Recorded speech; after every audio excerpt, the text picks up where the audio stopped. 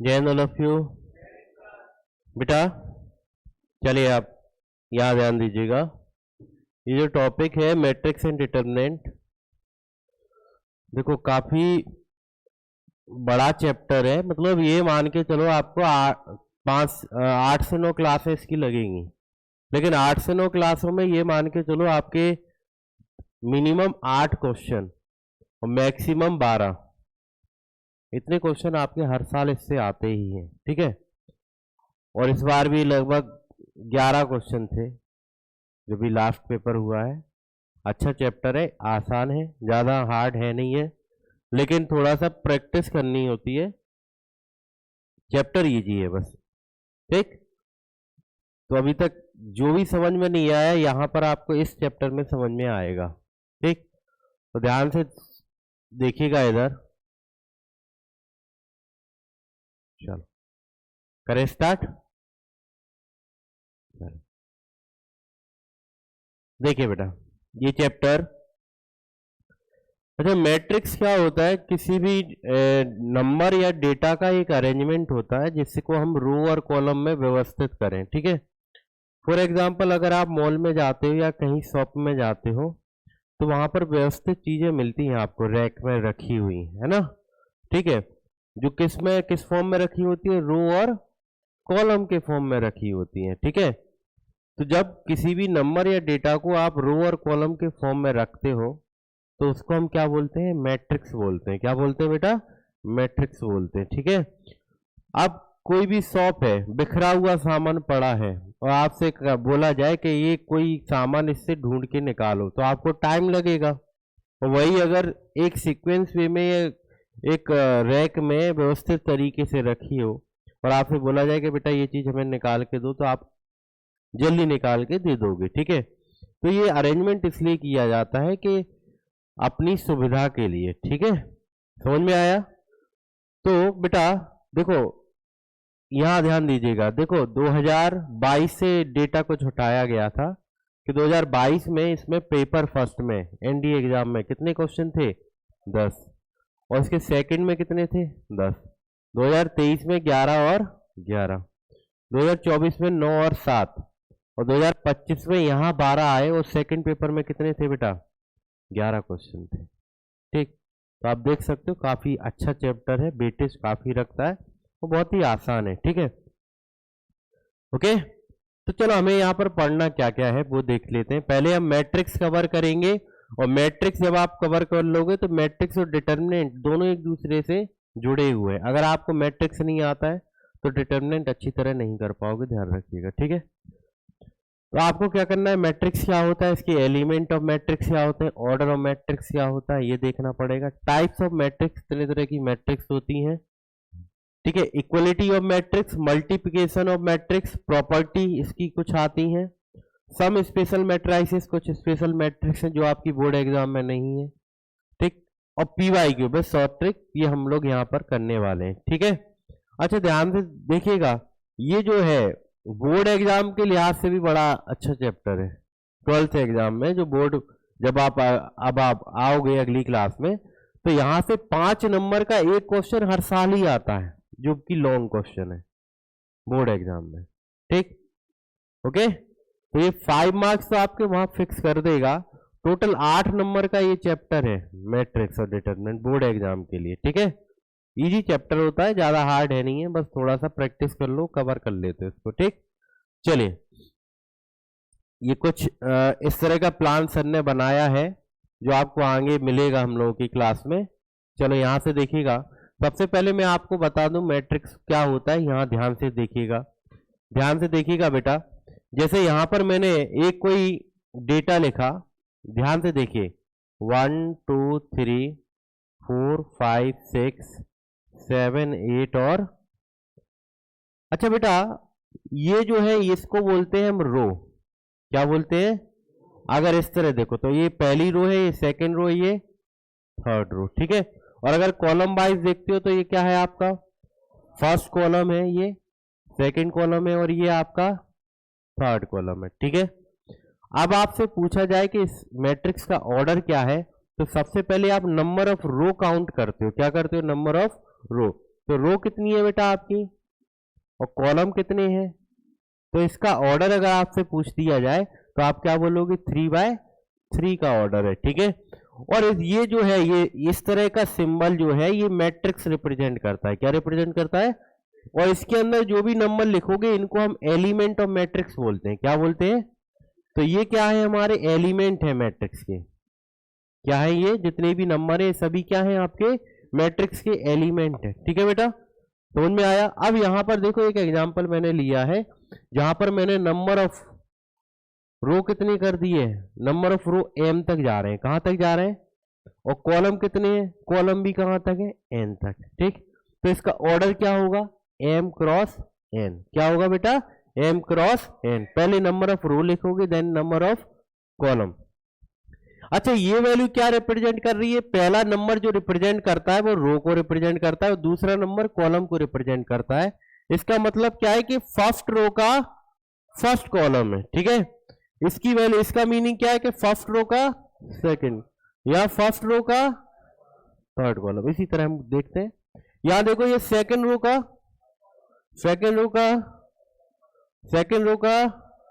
समझ में आ रहा है? चीजें क्लियर है ये? अब देखिए बेटा यहां पर लिखा क्या है ये पढ़ लो।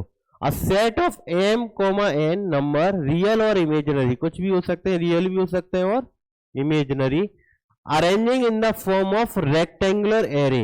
ये बेटा क्या है? एक रेक्टेंगुलर एरे है। कैसा है? रेक्टेंगुलर एरे में डेटा लिखा जाता है मैट्रिक्स में, ठीक है। Rectangular array of m row and n column. कितने रो है बेटा यहां पर? m रो है और कॉलम n है, ठीक। इस कॉल्ड m क्रॉस n। इसका ऑर्डर क्या होगा? m क्रॉस n मैट्रिक्स, ठीक है। ओके, समझ गए ना? चलो अब मैं यहां पर एक एग्जांपल लिया है, आप लोग मुझे बताएंगे पहले तो इसका ऑर्डर क्या है।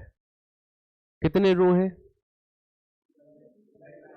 रो तो 2 है, कॉलम है 3, तो 2/, पहले रो लिखोगे, ठीक है। पहले आप नंबर ऑफ रो लिखोगे। समझ में आई बात? आप ध्यान से देखिए बेटा, जैसे अगर मैं कोई भी मैट्रिक्स लिखूं तो ये आप क्या लिखते हो इसको? A11, A12, A13, ठीक है। या आप दूसरे रो कॉलम रो में जाएंगे तो A21, A22, A23, A31, A32, तो यहां पर 3 कॉलम और 3 रो है, ठीक। और अगर मैंने यहां पर रो एक कम कर दिया तो ये ऑर्डर हो जाएगा, कितने का हो जाएगा? 2 रो और 3 कॉलम का। हर कॉलम की पोजीशन आपको पता होना चाहिए। जैसे अगर मैं बोलूं कि 1-1 है तो 1-1 मतलब पहले कॉलम, पहले रो का पहला कॉलम। तो यहां पर अगर 1-1 की वैल्यू पूछ दी जाए आपसे तो A11 पर कौन सा वैल्यू आएगा आपका? तो A11 की वैल्यू क्या है आपकी, ठीक। A12 की वैल्यू क्या होगी? 12 यानी यहां पर है, कितना होगा बेटा? A13 कितना होगा? A21, A22 और A23। समझ में आ गया? क्लियर है? तो ऐसे आपको निकालने होते हैं एलिमेंट, ठीक है। तो किसी भी एलिमेंट की वैल्यू पूछ दी जाए तो आप, अगर आप मैट्रिक्स बना के दे दो तो बता सकते हो। चलो अब मैं यहां पर एक मैट्रिक्स बना के दे रहा हूं आप लोगों को, और आप किसी रैंडमली एक बच्चे से पूछूंगा, वो आंसर बताएगा।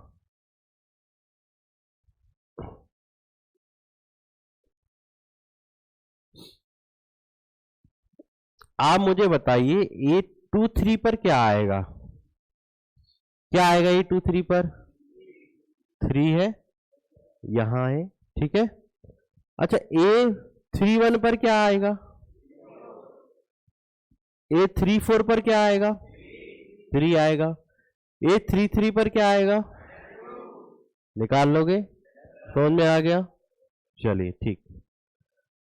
अब देखो बेटा, यहां पर मैंने आपको बताया था कि इसमें नंबर ऑफ एलिमेंट कितने थे हमारे। यहां पर नंबर ऑफ एलिमेंट कितने थे? 12। कितने थे? देखो, नहीं सॉरी, यहां पर देखो 2/3 का इसका ऑर्डर है, तो कितने एलिमेंट है यहां पर? ऑर्डर का मल्टीप्लाई कर दो तो नंबर ऑफ एलिमेंट निकल आते हैं, ठीक है। समझ गए? अब अगर मैं आपसे बोल दूं जैसे ये क्वेश्चन है हमारा, एक ए मैट्रिक्स है जिसका ऑर्डर क्या है 3 बाय, तो कितने एलिमेंट रहे होंगे इसमें 12 रहे होंगे, ठीक है। Then each row of A has, each row बताओ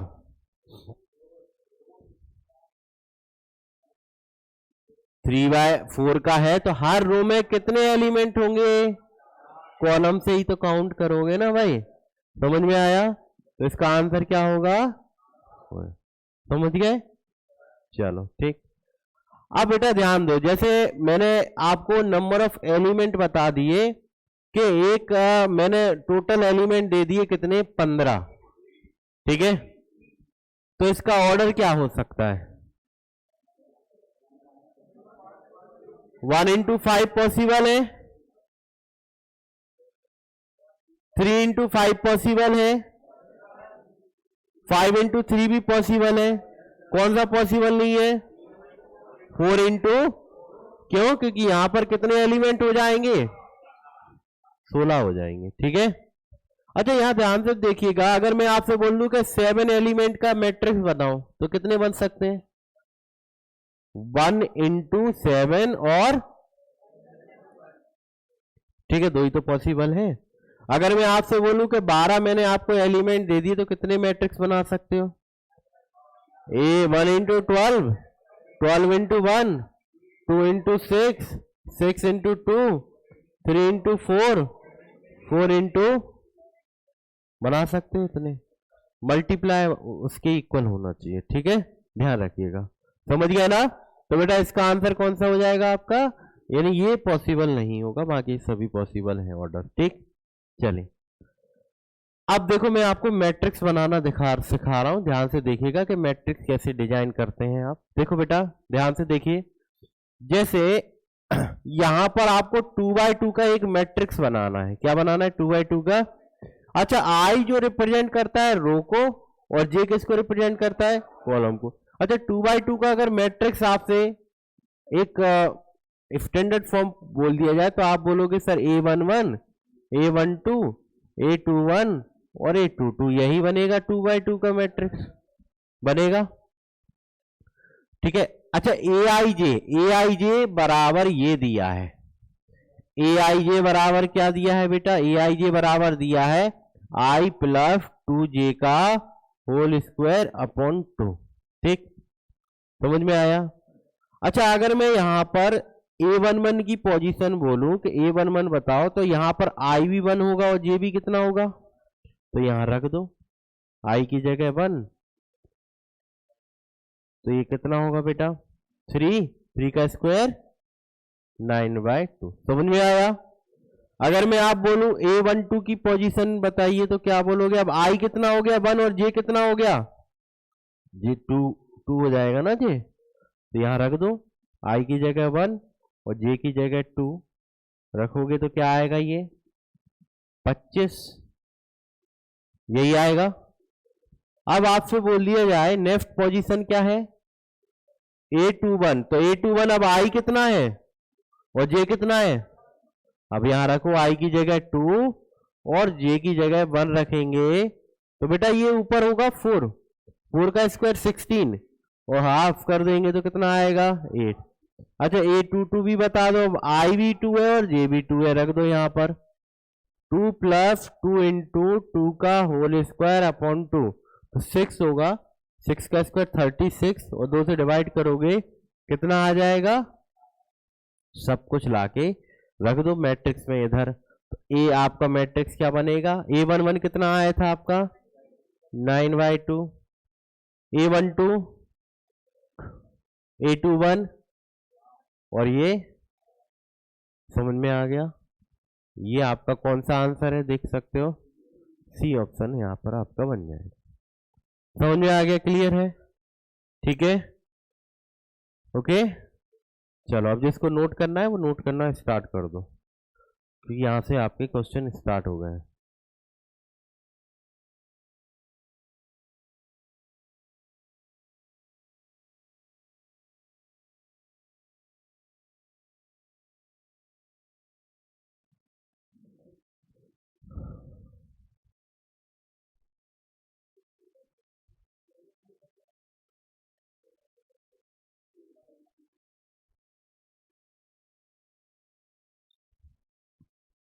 अच्छा, अभी हमारा एक चैप्टर खत्म हुआ है जिसका नाम था क्या, एओडी। ठीक है, एओडी का आज आपको असाइनमेंट दे रहा हूं, होमवर्क। आपको करना क्या है कि 2022 से लेकर 2022 से या एक काम करो, 2023 और 2024 एओडी के लगभग कितने क्वेश्चन आए होंगे, 10-12 तो होंगे, तो 25 भी ले ले। 2023, 24 और 25 3 साल के आपके पीवाईक्यू होमवर्क में है, दिशा वाली बुक से। ठीक है, हाँ 25 के सेकंड नहीं है, फर्स्ट है ना, बस फर्स्ट के कर डालो। ठीक है, ये आपका होमवर्क रहेगा, या 22, 23, 24 कर लो, 22, 23 और 24। ठीक है, 3 साल के पीवाईक्यू आपको करके लाने हैं और वो चेक होंगे, ध्यान रखिएगा। हाँ, अगली क्लास में चेक होगा। हाँ, जब मेरी क्लास होगी, ट्यूसडे होगी ना, ट्यूसडे को चेक होगा।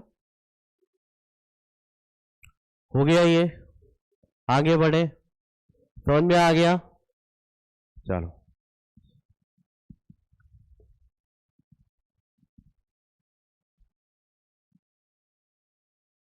हटाओ, चलो बेटा अब यहां पर देखते हैं मैट्रिक्स, टाइप्स ऑफ मैट्रिक्स।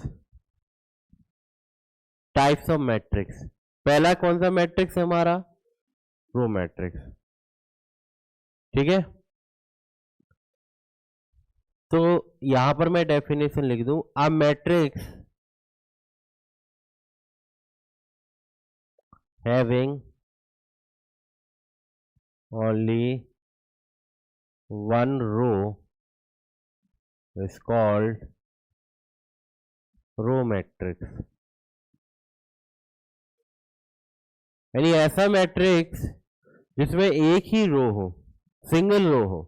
ठीक है, कॉलम कितने भी बने रहे, उसको क्या बोलोगे आप? फॉर एग्जाम्पल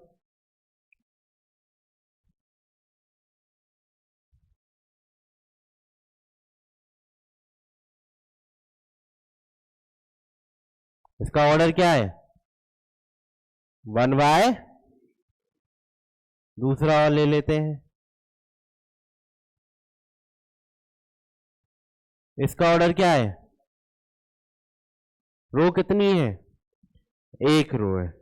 कॉलम से कोई मतलब नहीं है, यानी ऐसा मैट्रिक्स जिसमें एक रो हो, उस मैट्रिक्स को क्या बोलोगे आप, रो मैट्रिक्स बोलोगे। ठीक है, जस्ट अपोजिट कर दो कॉलम मैट्रिक्स, एक कॉलम हो,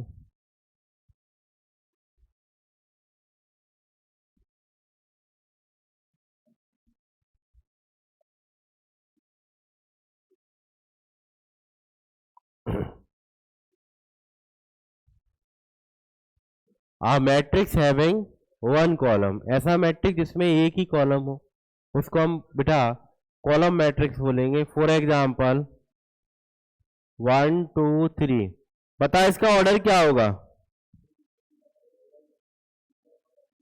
3 इंटू 3/1।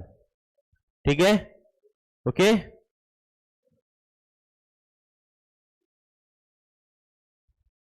इसका ऑर्डर 2/1। ठीक है, ऐसा मैट्रिक्स जिसमें एक कॉलम होगा उसको कॉलम मैट्रिक्स बोलेंगे, ऐसा मैट्रिक्स जिसमें एक रो होगा उसको रो मैट्रिक्स बोलोगे।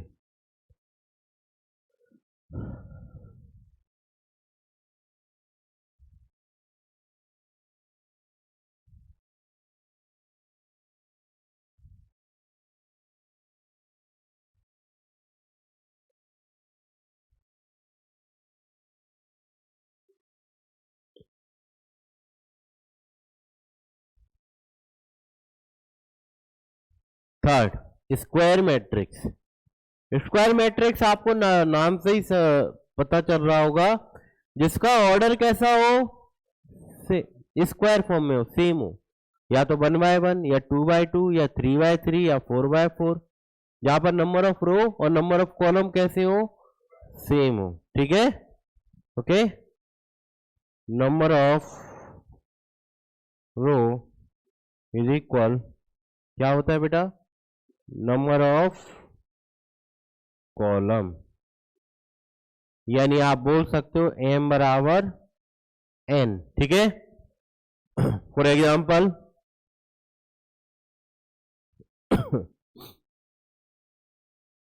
कितने का होगा ये, 1/1। दूसरा ले लो 1 2 3 4, इसका ऑर्डर क्या है, 2/2। और लिख सकते हो एग्जाम्पल 1 2 3 4 5 6 7 8 9, इसका ऑर्डर क्या है, 3/3। ठीक है, इसके नंबर ऑफ रो और नंबर ऑफ कॉलम बराबर होंगे, उनको हम बोलेंगे स्क्वायर मैट्रिक्स। हो गया, ये समझ में आ गया, आगे बढ़े, कर लो नोट।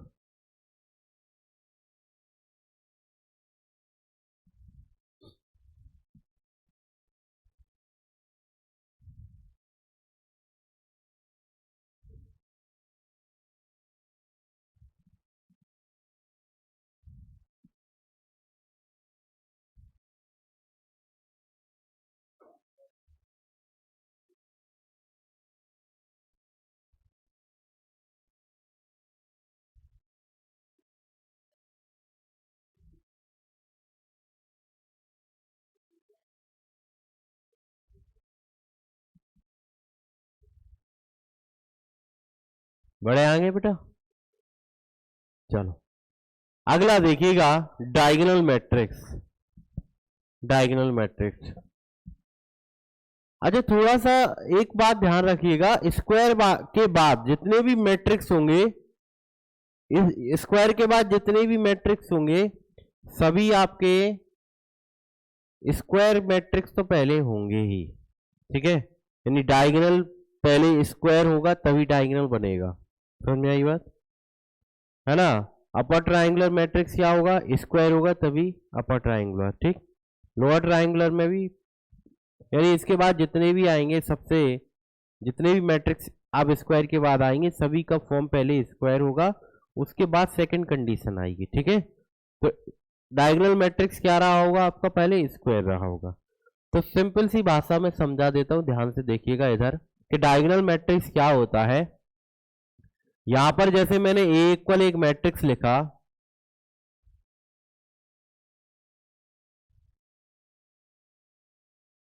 क्या दिख रहा है आपको,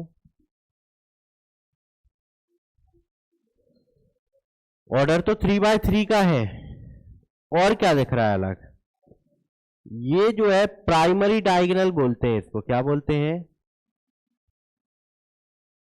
ठीक है, प्राइमरी डायगोनल जो है, ये पोजीशन क्या है, ये पोजीशन, ये पोजीशन जहां पर आई जे के बराबर हो, आई जे के कैसे है, जहां पर आई जे के बराबर है वो पोजीशन डज नॉट इक्वल 0 होगी। कैसी होगी, does not equal.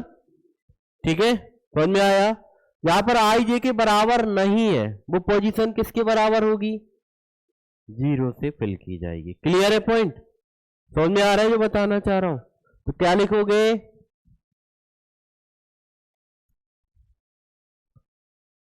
In a diagonal matrix, अच्छा प्राइमरी डायगोनल ही काउंट होता है, सेकेंडरी नहीं होता है, ध्यान रखिएगा मैट्रिक्स में, इसको ही हम डायगोनल बोलेंगे। ठीक है, अब कहो सर इसको क्यों नहीं बोलते, ये नहीं होता है। ठीक है, क्लियर है ना, ये प्राइमरी डायगोनल ही डायगोनल काउंट होता है। तो इन अ डायगोनल मैट्रिक्स,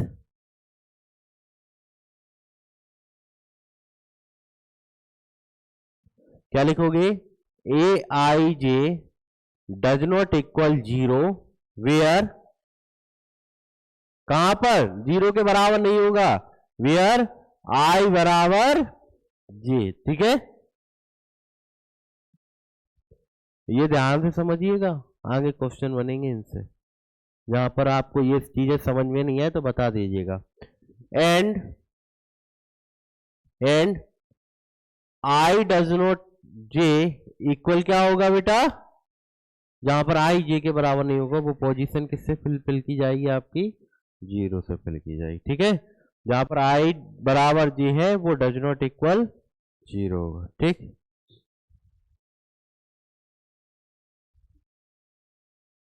या इसको यहां इस तरह लिख लो कि ए आई जे बराबर 0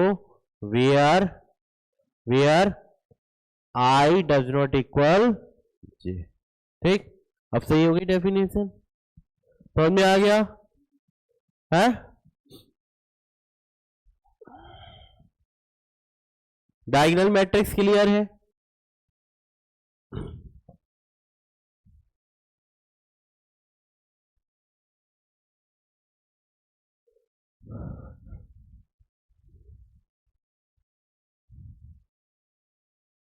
ठीक है बेटा, अब देखिएगा अपर ट्रायंगुलर मैट्रिक्स।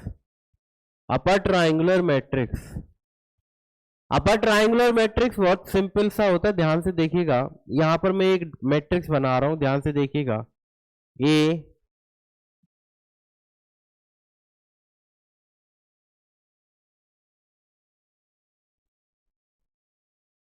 क्या समझ में आ रहा है? ध्यान से देखिए यहां बेटा, ध्यान से देखिएगा। देखो यहां एक ट्रायंगल बन रहा है? उस पोजीशन की वैल्यू जितनी भी ट्रायंगल के अंदर आ रही है, कोई भी 0 के बराबर, उसके बाहर जितनी भी वैल्यू जा रही है वो सब 0 के इक्वल है? लेकिन ध्यान से देखिए यहां पर ये पोजीशन है, ये कौन सी पोजीशन है?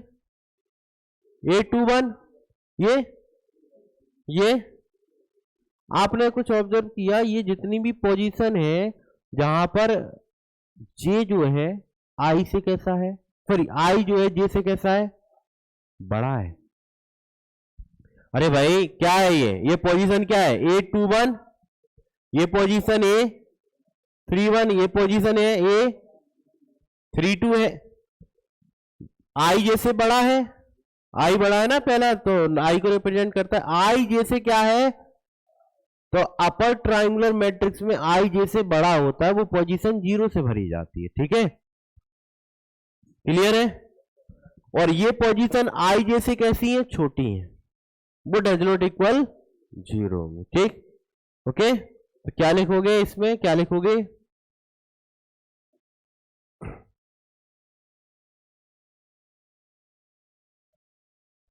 इन अपर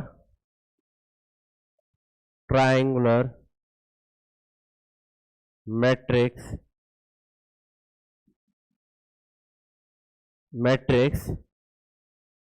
Aij does not equal 0 where क्या होगा, I less than j and Aij बराबर 0 where I ग्रेटर देन, ये केस है इसका। ठीक है बेटा, ये क्वेश्चन बनते हैं, मैं पहले बता रहा हूं, ये ध्यान से समझना, नहीं आए समझ में तो बता दीजिएगा कि सर ये समझ में नहीं आया, क्या समझ में नहीं आ रहा है। ये पोजीशन आपको याद होनी चाहिए, याद दिमाग में छप जानी चाहिए कि आई जे की बात की जा रही है तो रो और कॉलम की बात की जा रही है। आई रो को रिप्रेजेंट करता है, जे कॉलम को रिप्रेजेंट करता है। ठीक है, इसका जस्ट उल्टा हो जाएगा लोअर ट्रायंगुलर मैट्रिक्स। तो लोअर ट्रायंगुलर मैट्रिक्स कैसा होगा, ध्यान से देखिएगा। यहां बना रहा हूं मैं A इक्वल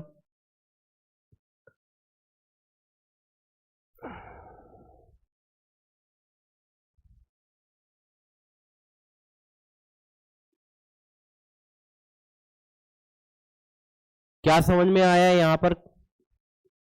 देखो इधर ये मैट्रिक्स बना है, इधर है बन रहा है ये, और ये जो पोजीशन है, अच्छा इसका ऑर्डर क्या है बेटा, 3y, सभी स्क्वायर है, और ये जो पोजीशन है डज नॉट इक्वल 0 है। अच्छा, ये पोजीशन सभी कैसी होंगी? आई जे से बड़ी है, ये छोटी है। देखो ये कौन सी पोजीशन है? A1 2 और ये A1 3, ये A2 3, ठीक है, आई जे से छोटी है, ठीक है। चलो लिखो, यहां पर क्या लिखोगे? In a lower triangular matrix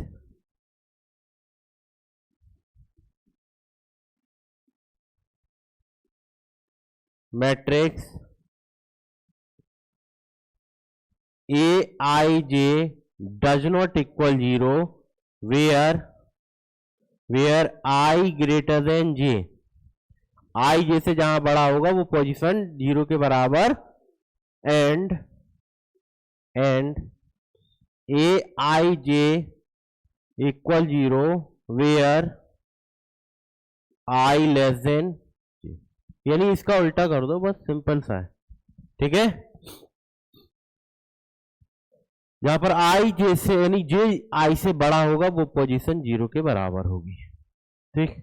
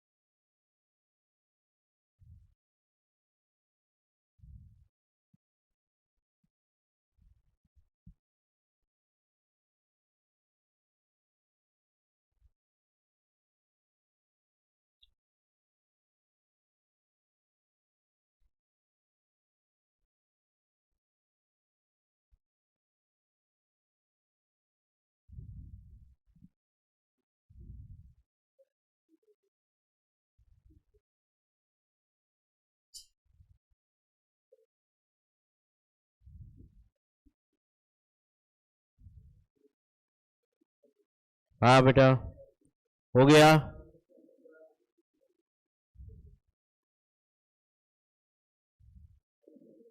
आगे बढ़े, चले अगला नोट कीजिए।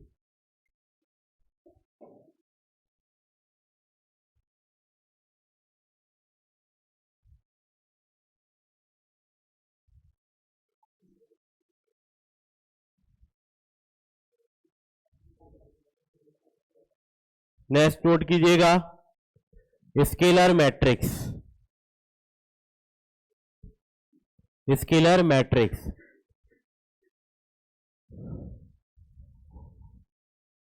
बेटा डायगोनल मैट्रिक्स पढ़ा है? डायगोनल मैट्रिक्स में आपने देखा, क्या देखा था? Diagonal element does not equal. Scalar diagonal जैसा ही होता है, थोड़ा सा अंतर है। क्या अंतर है? ध्यान से देखिए, आप लोग बताएंगे क्या डिफरेंस है।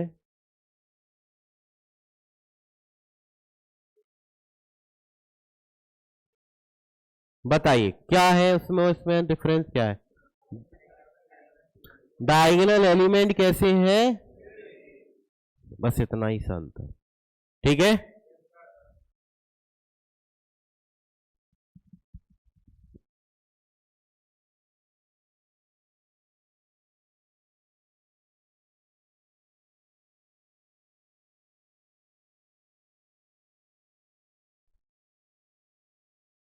हाँ, हो गया, समझ में आया?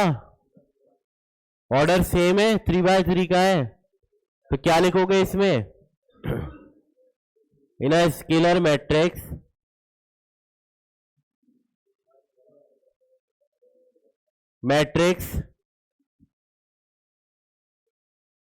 डायगोनल एलिमेंट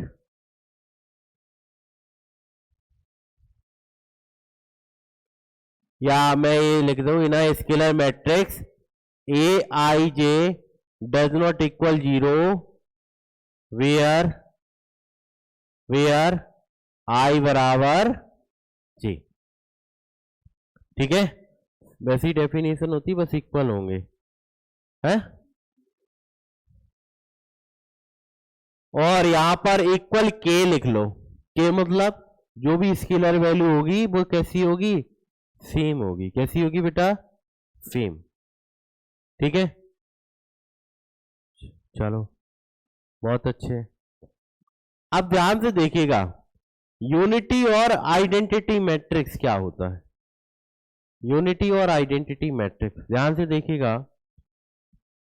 फिर इसके बाद एक क्वेश्चन बनेगा, ध्यान से देखिए।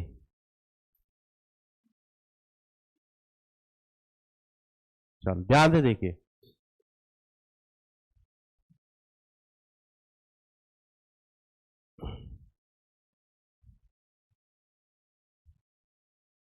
अच्छा बेटा, अगर आपसे बोल दिया जाए कि मैं मैट्रिक्स, चलो बाद में बताता हूं, यहां पर मैं यूनिटी मैट्रिक्स बना रहा हूं।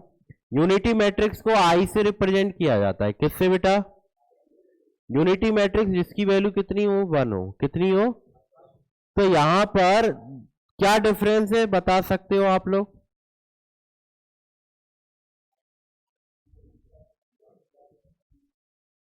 डायगोनल एलिमेंट 1 होता है। ठीक है, 2/2 का होगा तो क्या होगा,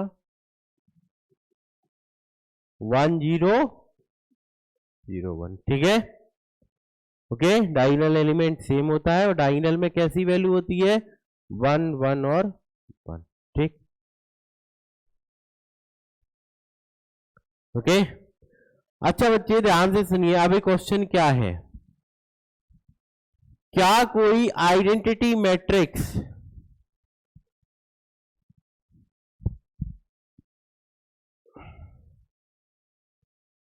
आइडेंटिटी, या मैं आपसे बोलूं स्केलर मैट्रिक्स, स्केलर मैट्रिक्स क्या आपका स्क्वायर होता है, क्या स्केलर मैट्रिक्स आपका, क्या स्केलर मैट्रिक्स आपका डायगोनल मैट्रिक्स है?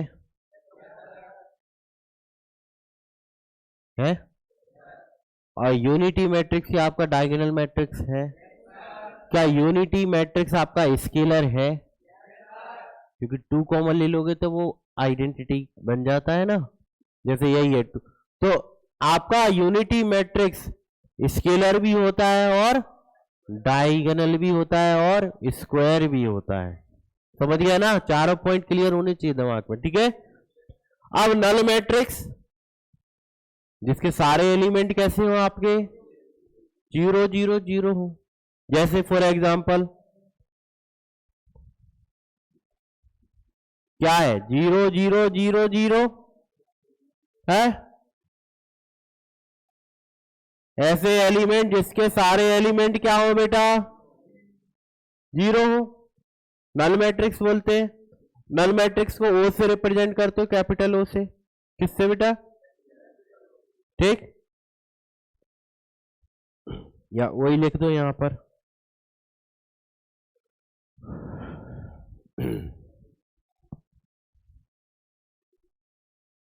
समझ में आ रहा है भाई, कोई डाउट तो नहीं है, क्लियर है जो चीजें आपको एक्सप्लेन की जा रही है अभी तक। अच्छा यहां पर ये जो मैट्रिक्स थे वो आपके हो गए, डेफिनेशन यहां पर मैट्रिक्स की हो गई खत्म। ठीक, अब कुछ मैट्रिक्स होंगे सम स्पेशल मैट्रिक्स, वो आपके कराए जाएंगे इसी में बाद में, क्योंकि वो बोर्ड से हटके हैं, वो अलग है, वहां से क्वेश्चन बहुत बनते हैं। ठीक है, यहां से सिर्फ बोर्ड का भी आपको कुछ दिन बोर्ड का पढ़ाया जाएगा, फिर अलग। ठीक, चलिए, हाँ हाँ कर लो।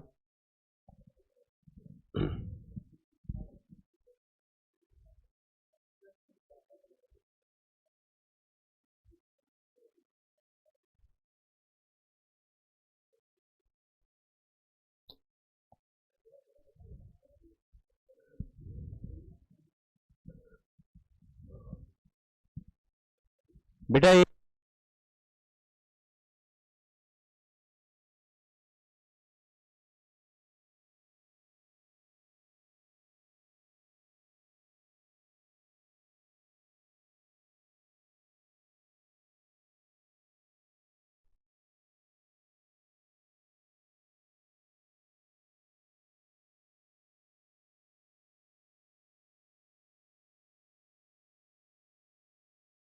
चलो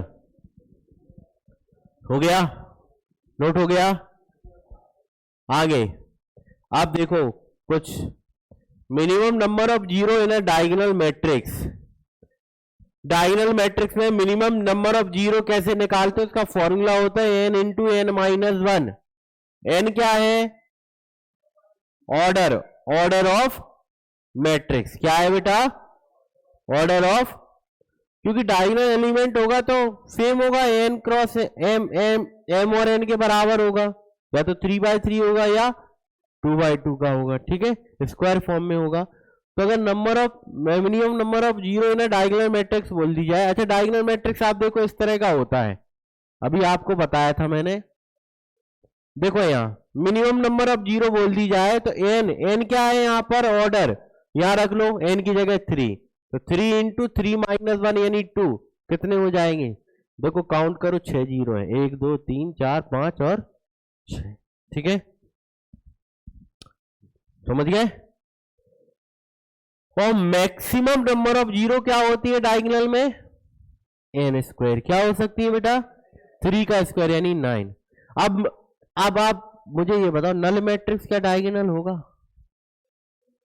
क्योंकि डायगोनली एलिमेंट तो से 0 0 0 से फिल की जा रहे हैं ना, तो डायगोनल मैट्रिक्स भी आपका, सॉरी नल मैट्रिक्स भी आपका डायगोनल मैट्रिक्स, सॉरी हाँ डायगोनल मैट्रिक्स होता है, ठीक, ओके। अच्छा, अपर ट्राइंगुलर मैट्रिक्स के मिनिमम नंबर ऑफ जीरो निकालने हो तो फॉर्मूला क्या होता है, एन इंटू एन माइनस 1/2, ठीक है। अब आप कहोगे सर ये लिखाने की क्या जरूरत है, हम तो डायरेक्ट ही काउंट कर लें। अब मैं आपसे बोल दूं कि 15/15 का एक मैट्रिक्स है, मिनिमम नंबर ऑफ जीरो बताओ, तो वहां 15/15 का आप जब तक आप मैट्रिक्स बनाओगे ना इस फॉर्मूले की हेल्प से, आप क्या निकाल दोगे, उसमें जीरो निकाल सकते हो, ठीक है। क्या होगा 15 और ये कितना होगा 14 अपॉन 2 डिवाइड कर दो 7, मिनिमम नंबर ऑफ जीरो निकल आएंगी, क्लियर है ना। फिर मैक्सिमम नंबर ऑफ जीरो का फॉर्मूला क्या होता है बेटा, एन का स्क्वायर,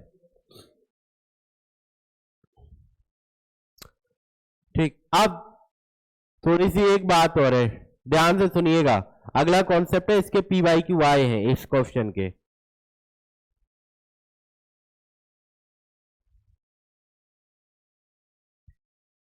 मैं आपसे बोलूं कि बेटा इसका ट्रेस बताओ, trace of matrix, trace of matrix बताओ, तो ट्रेस ऑफ मैट्रिक्स क्या होता है, सम ऑफ डायगोनल एलिमेंट। क्या होता है बेटा, तो डायगोनल में कितने कौन कौन से एलिमेंट हैं, 1 + 6 + 6, कितना आ जाएगा।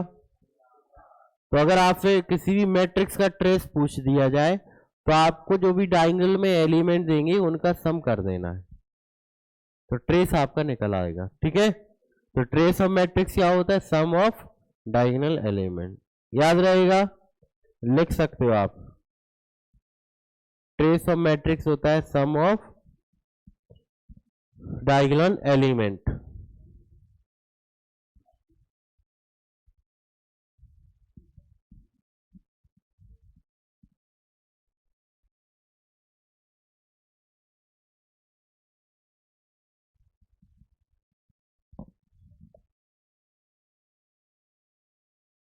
हो गया,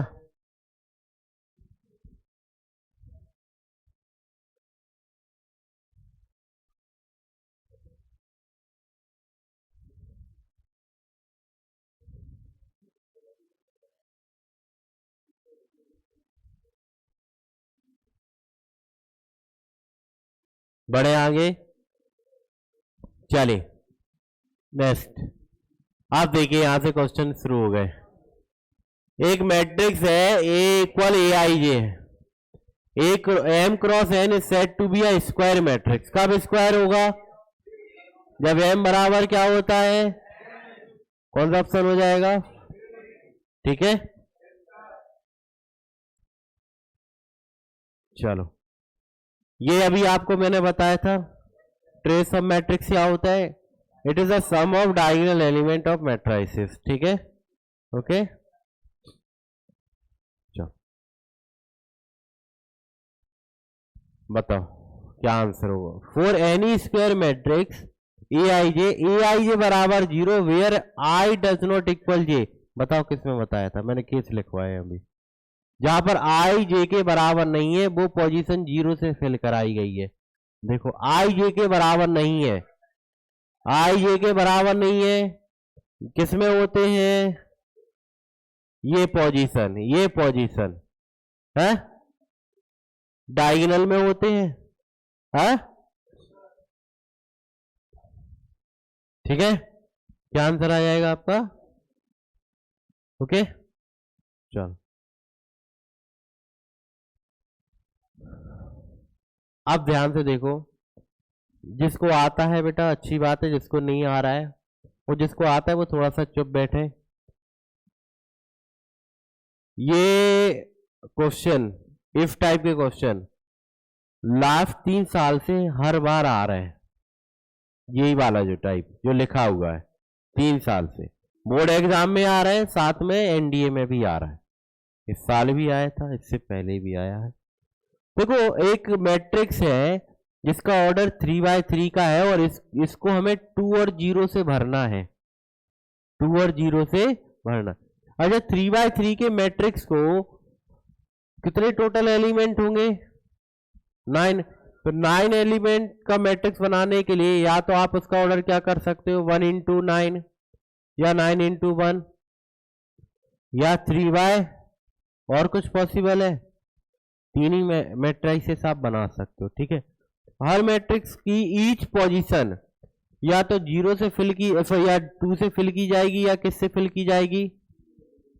तो सिंपल सा लॉजिक है, ना ज्यादा दिमाग चलाओ ना कुछ चलाओ कि ये की चीजें कैसे आई।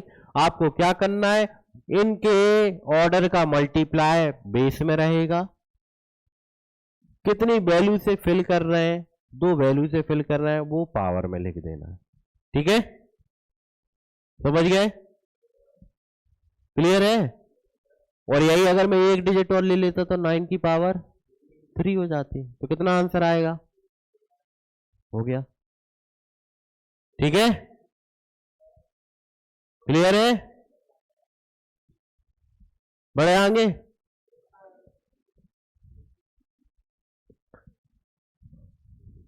अच्छा सॉरी थोड़ा सा गलत हो गया मैं। हाँ ये जो एलिमेंट है वो होंगे बेस में, एलिमेंट कहां होंगे, नंबर ऑफ एलिमेंट कितने हैं आपके 2, ऑर्डर कितना है इसका 3x3 का यानी 9, तो 2 की पावर 9 कितना हो जाएगा, आंसर कौन सा होगा, डी। ठीक है, कौन सा होगा, डी, हो गया। ठीक, चलो समझ में आ गया। अच्छा यहां ध्यान से देखिएगा, अब मैं एक और चेंज कर रहा हूं बेटा, और चेंज कर रहा हूं, इसी को मैं लिख देता हूं यहां पर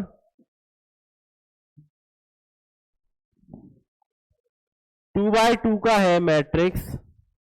ठीक है, और आपको फिल करना है 1 और 0 से, तो आंसर क्या आएगा,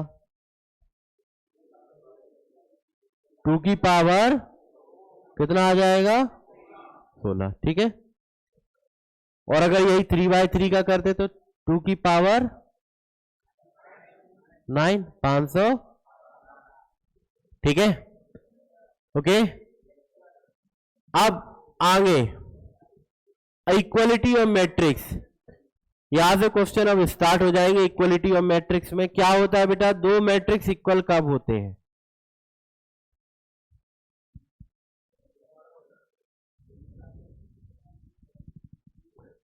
ऐसे 2 मैट्रिक्स जिनका ऑर्डर कैसा हो और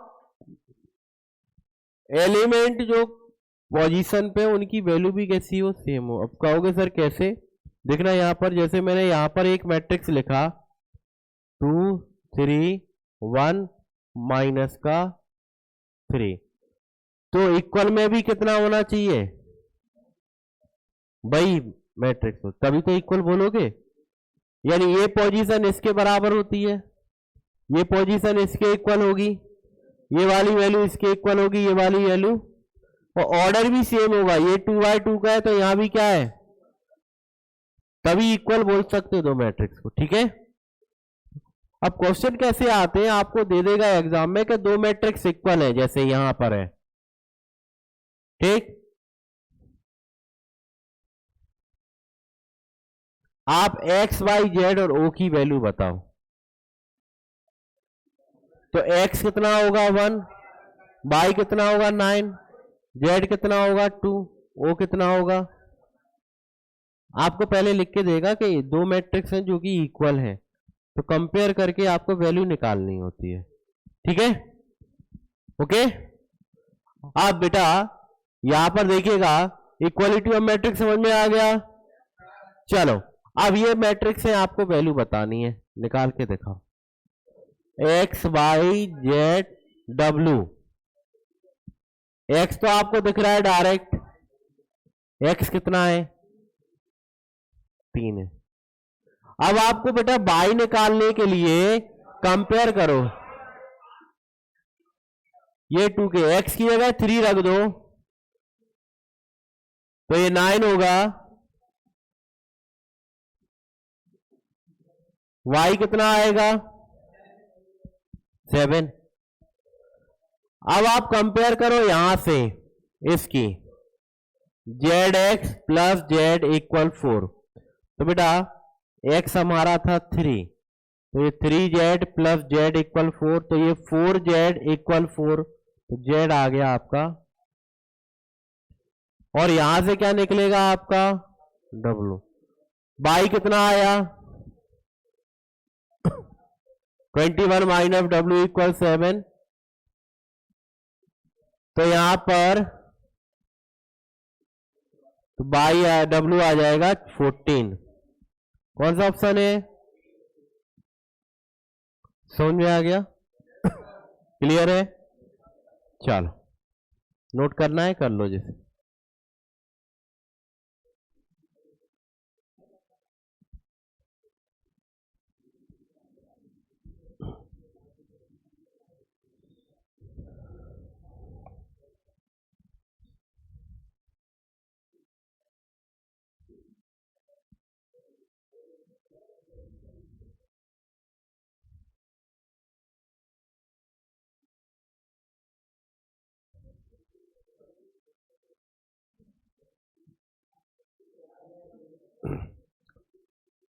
हो गया,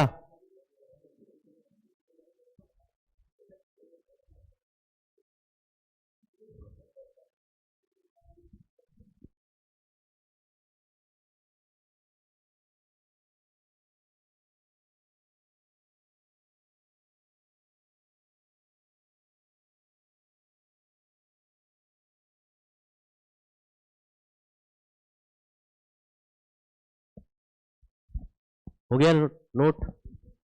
चलो इस क्वेश्चन का आंसर बताइए। अच्छा बीच में माइनस साइन लगा हुआ है, तो इसका मतलब ये है कि पहला पहले से माइनस होगा, सेकंड सेकंड से, थर्ड थर्ड से, ये इससे, ये इससे और ये इससे, फिर कंपेयर करना है, फिर आपको निकालना है। ट्राई करो, नहीं आता है मैं तो बताऊंगा ही, पहले आप लोग कोशिश करो।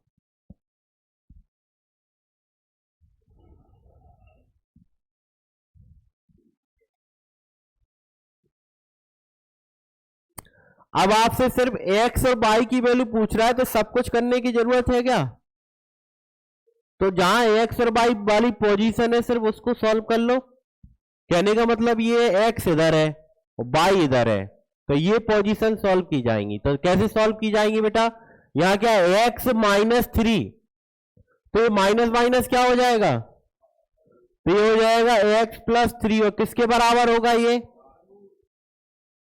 ठीक है। तो x की वैल्यू कितनी आ गई, ठीक। अब y निकालना है तो y इधर है, तो ये वाली पोजीशन सॉल्व की जाएगी। तो ये 6 और माइनस y इक्वल कितना हो जाएगा, तो यहां पर कितना होगा, y इक्वल कितना आ जाएगा, कौन सा आंसर है, सी ऑप्शन हो जाएगा। ठीक है,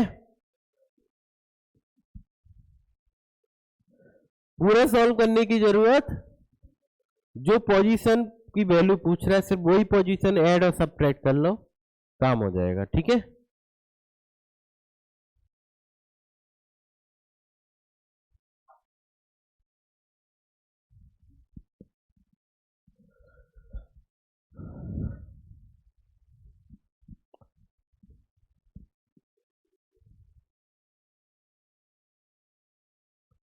हो गया, आगे बढ़े। चल इस क्वेश्चन का आंसर निकालो।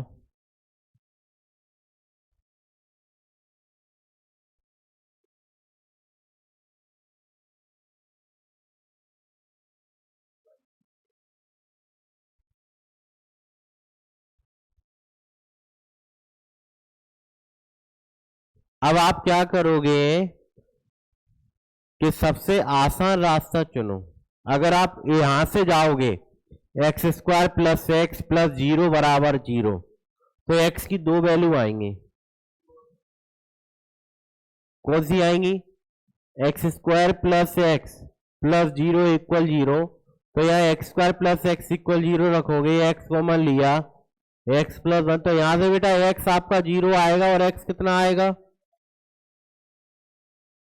0 भी आ गया।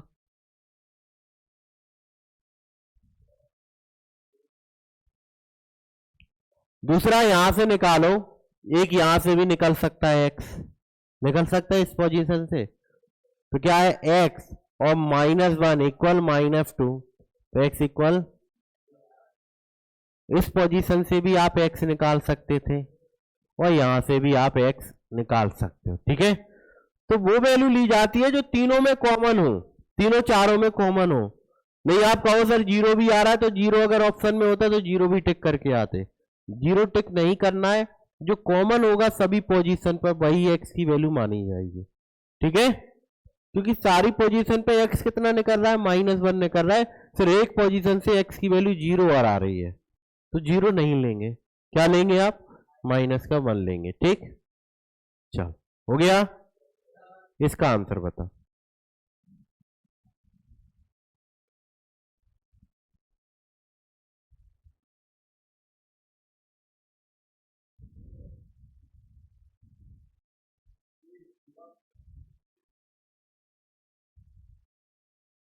ए प्लस बी, ए प्लस बी, देखो ए प्लस बी करोगे तो पहला पहले से ऐड होगा, तो क्या आएगा आपका बेटा? ए प्लस बी, यहां आ जाएगा sine square alpha plus cos square alpha, इधर क्या होगा? सेक स्क्वायर अल्फा माइनस, इधर क्या होगा आपका? Cosec square alpha minus cot square alpha, और 1/2 प्लस। ठीक है, तो ये भी 1 होता है, ये भी 1, ये भी 1 और ये भी, कौन सा ऑप्शन है? बी हो जाए। ठीक है, समझ में आ रहा है? हो गया, बढ़े आगे।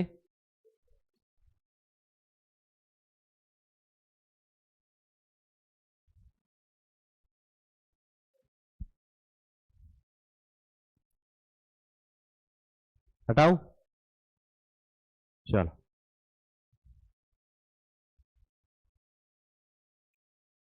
देखिएगा अगला क्वेश्चन, निकालो इसको।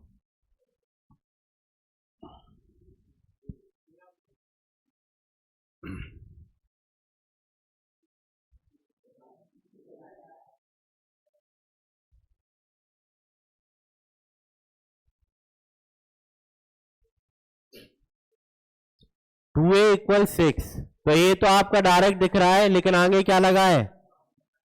इससे ओवर कॉन्फिडेंस में मत जाना, नहीं तो गलत हो जाएगा। ठीक है, तो ऑप्शन तो मैच ही नहीं कर रहा है, फिर तो वो प्लस होगा, वो प्लस होगा, इस माइनस को गोली मार दो। ठीक है, तो 2a इक्वल 6, तो ये कितना आ जाएगा? ठीक, b प्लस 1 इक्वल 5, तो b कितना होगा? और c आएगा आपका, कौन सा ऑप्शन दिख रहा है? पहला ही ऑप्शन है। ठीक है, हो गया, आगे बढ़े। चलो बताइए आंसर।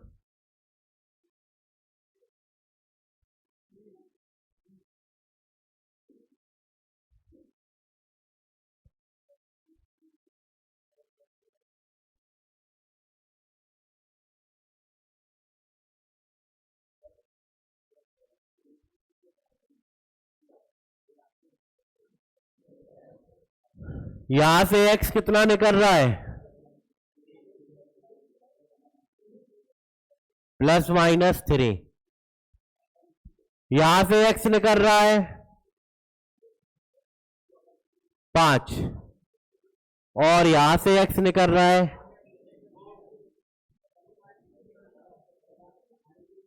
ठीक है।